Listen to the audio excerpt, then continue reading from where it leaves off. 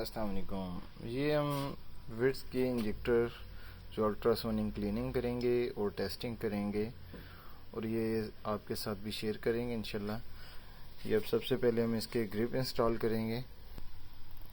Grip हमने install कर लिए हैं। अब हम इसके बाद इधर से इसका अल्ट्रासोनिक क्लीनिंग का ऑप्शन